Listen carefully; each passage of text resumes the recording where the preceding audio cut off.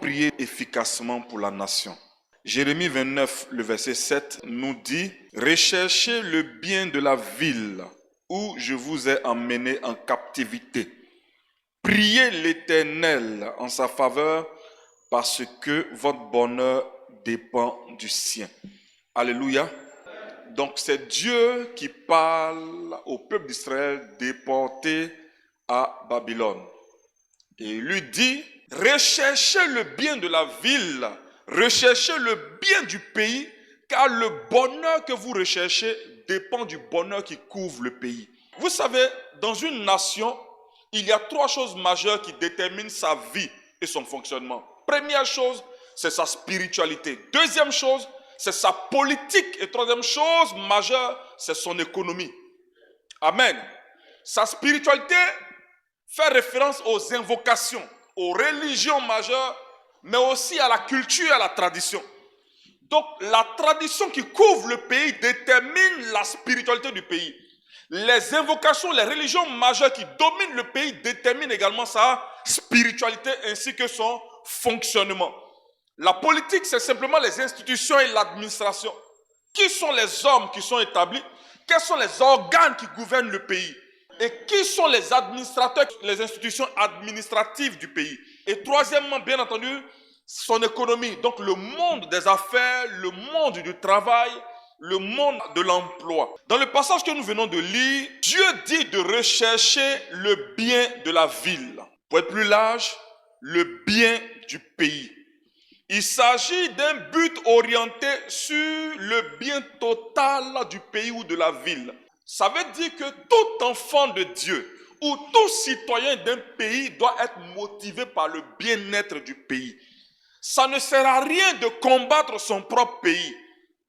Quelles que soient les raisons politiques, économiques ou sociales, ça ne sert à rien de combattre son pays. Dans ce passage, on peut voir également qu'on ne peut pas espérer son propre bonheur alors qu'il n'y a pas de bonheur qui couvre son territoire. Dans l'ordre des choses, c'est le bonheur d'en haut qui couvre la personne en bas. Donc si ton pays n'a pas le bonheur, tu n'auras pas le bonheur. Si ton pays n'a pas la paix, tu n'auras pas la paix. Si ton pays n'est pas riche, tu ne seras pas riche. Si ton pays n'est pas puissant, tu ne seras pas puissant. Une année, le président ghanéen disait une chose aux expatriés ghanéens. Il leur a dit, ce qu'on vous fait en Europe, on ne peut pas faire ça aux Chinois. Pour quelle raison? Parce que la Chine est un pays fort. Donc le respect qu'on vous doit à l'étranger dépend de la force ou du respect qu'on doit à votre pays. Donc tu comprends qu'en tant que citoyen d'un État, nous devons travailler à ce que notre pays soit fort. C'est cette force-là qui nous amène à l'extérieur dans le respect et dans la dignité. Donc si ton pays n'est pas en paix, tu ne peux pas être en paix. Si ton pays n'est pas riche, tu ne peux pas être riche. Si ton pays ne jouit pas dans le bonheur, toi aussi tu ne peux pas jouir dans le bonheur. Donc le bonheur que tu recherches, la paix que tu recherches, la grâce que tu recherches dépend de ce qui couvre ton pays.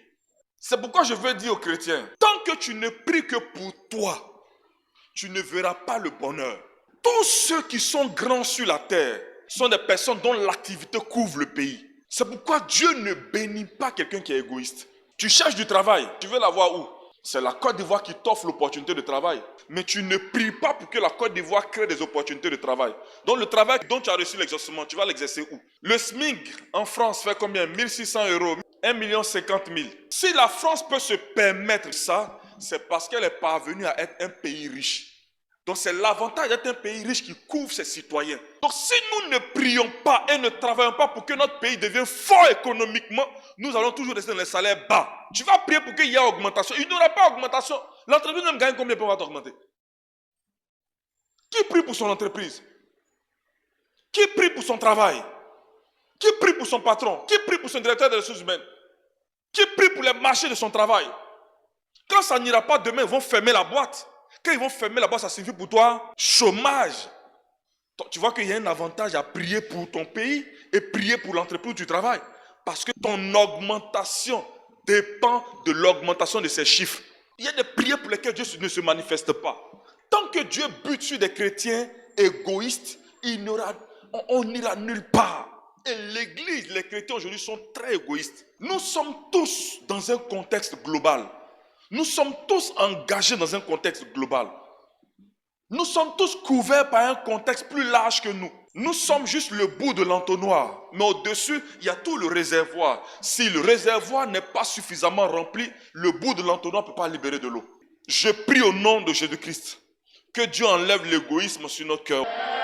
Donc priez pour le pays, car votre bonheur dépend du sien. Les amis, je suis sûr que tu n'as pas insulté ton voisin en 2010. Mais quand il y a eu la guerre dans le pays, tu allais te cacher. D'autres même ici n'ont pas voté, n'ont pas supporté ouvertement un parti politique. Mais quand il y a eu la guerre, tu allais te cacher. Une guerre normalement que tu n'as pas provoquée, tu vas te cacher pourquoi? Ça veut dire quand le pays est en feu, tu es menacé. Donc c'est normal qu'on prie pour le pays. C'est normal qu'on prie pour nos autorités. C'est normal qu'on prie pour nos politiques, pour nos administrateurs. Parce que s'ils font des bêtises en haut, nous tous on va subir. Même avec tes 50 jours de jeûne, quand balle va venir sur toi, ça ne cherche pas 50 jours, ça t'attrape. Donc, il faut prier afin que le Seigneur leur donne la sagesse pour bien administrer, pour bien gouverner. On prie pour tout, sauf pour ces choses essentielles. On ne grandit pas dans un pays pauvre. Hein? On n'évolue pas dans un pays en guerre. On a les richesses. Mais pourquoi on est pauvre malgré qu'on est riche? Quoi qu'on dise, Dieu va traiter forcément avec les autorités établies. Quelle que soit la manière dont il a accédé au pouvoir, quel que soit comment il gère le pays, pour que tu sois béni, Dieu va traiter forcément avec les autorités établies. C'est pourquoi ça ne sert à rien de ne pas aimer l'autorité établie. Ça ne sert à rien même. Attention, ne nous trompons pas de combat. Nous prions pour que Dieu bénisse la nation. Nous travaillons pour que Dieu fasse évoluer la nation.